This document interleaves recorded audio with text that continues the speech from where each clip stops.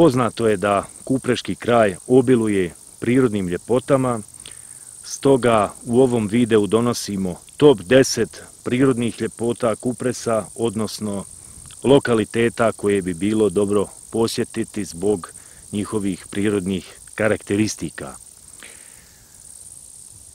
Kriteriji s kojima smo se vodili su bili, naravno, subjektivna procjena i isključili smo šira područja kao što su planinski masivi, polja, neki veći šumski kompleksi i tako dalje. Dakle, ograničili smo se uglavnom na relativno uža područja koje bi bilo dobro posjetiti zbog prirodnih karakteristika koje ih krasi. Pa evo, idemo to pogledati.